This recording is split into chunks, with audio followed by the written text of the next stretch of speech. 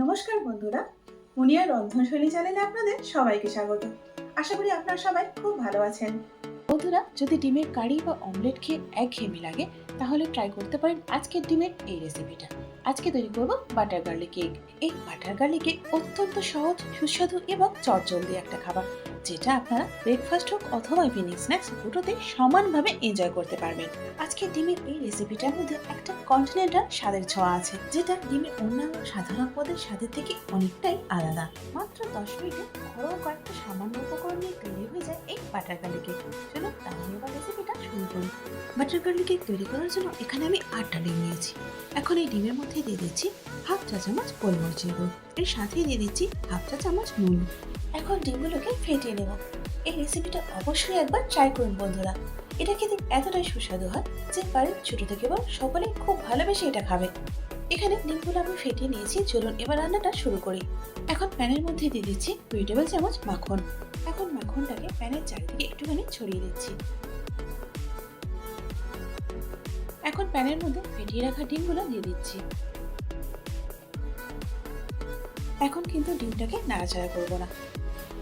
এখন induction হিটটাকে medium রেখে ডিমটা সাইড থেকে একটু করে অল্প অল্প করে নেড়ে দিচ্ছি। দেখুন এমনভাবে এটাকে ভাজতে হবে যাতে করে বড় বড় টুকরো হয়। এটা সেরমভাবে বলার কিছু নেই, আপনারা দেখলেই বুঝতে পারবেন।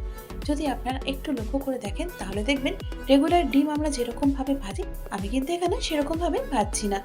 আস্তে আস্তে নাড়াচ্ছি যাতে করে ডিমটা একেবারে ঘেঁটে না যায়, অথচ একটু বড় বড় টুকরো হয়। একটু সময় নিয়ে ধৈর্য ধরে এই কাজটা করতে হবে। আর পুরো ডিমটা বড় বড় টুকরোতে এভাবে ভেজে নিতে হবে। যেহেতু ডিমের এই রেসিপিটাতে একটু টুকরোগুলো বড় বড় লাগবে, সেই জন্য বন্ধুরা যখন আপনারা ডিমগুলো ভাজবেন তখন কিন্তু বেশি নাড়ানাড়ি বা ঘাটাঘাটি করবেন না, তাহলে কিন্তু ডিমগুলো একেবারে ঝুরঝুরে হয়ে যাবে।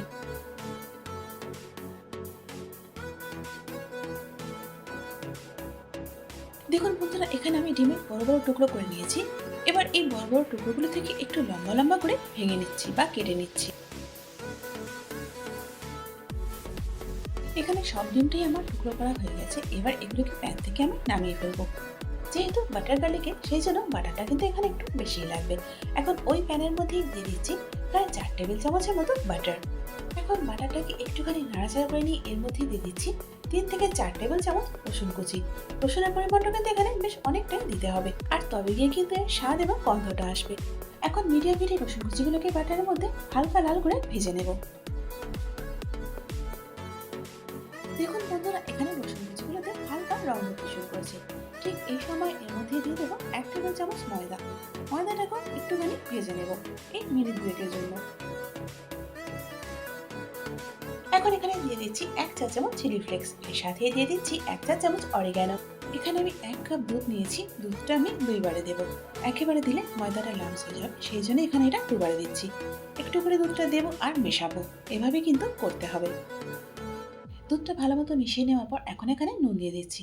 নুনটা কিন্তু একটু কমে দিতে হবে এখানে, কেন কি আগে থেকে ডিমেতে নুন দেওয়া আছে, সেই জন্য এখানে নুনটা দেওয়ার সময় একটুখানি বুঝে দিতে হবে। এখন এখানে দিয়ে দিচ্ছি 1 চা চামচ ম্যাজিক মশলা। এটা দিয়ে একটুখানি ভালো করে মিশিয়ে নিচ্ছি। ম্যাজিক মশলার পর এখন এখানে দিয়ে দিচ্ছি হাফ চা চামচ গোলমরিচের গুঁড়ো। এবার গোলমরিচটাও একটু মিশিয়ে নিচ্ছি। সমস্ত কিছু দিয়ে ভালো করে মিশিয়ে নেওয়ার পর এখন এখানে দিয়ে দিচ্ছি ডিমের টুকরোগুলো। Now time to mix mix mix. সমস্ত কিছুর সাথে ডিমটা খুব ভালো মতো মিশিয়ে নেওয়ার পর এখন এখানে দিয়ে দিচ্ছি কিছুটা স্প্রিং অনিয়ন বা পেঁয়াজ পাতা।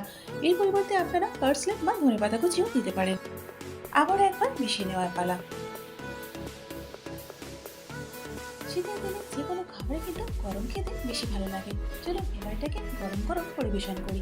কি বন্ধুরা, তাহলে দেখলেন তো কত কম সময় আর অত্যন্ত সহজেই তৈরি হয়ে গেল আমাদের দুর্দান্ত স্বাদের এই বাটার গার্লিক কেক।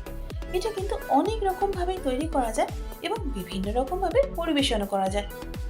এই যেমন ধরুন, এটা আপনারা যেমন টোস্টের সঙ্গে পরিবেশন করতে পারবেন, ঠিক তেমনই নুডলসের সঙ্গে কিন্তু খুব ভালো যাবে।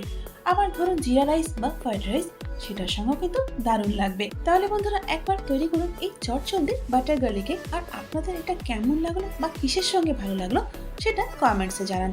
আশা করি আজকের ভিডিওটা আপনাদের ভালো লেগেছে। যদি ভালো লেগে থাকে তাহলে একটা লাইক করে দিন, আর তারই সাথে বন্ধু বান্ধব এবং পরিজনের মধ্যেও শেয়ার করে দিন। আর এরকমই নিত্য নতুন এবং সহজ রান্নার রেসিপির জন্য আমার চ্যানেলটাকে সাবস্ক্রাইব করে আমার পাশে থাকুন। তার সাথে বেল আইকনটা প্রেস করে দিন, যাতে করে আমার পরবর্তী ভিডিওর আপডেটটা সবার আগে আপনি পেয়ে যান। এতক্ষণ সঙ্গে থাকার জন্য অনেক ধন্যবাদ।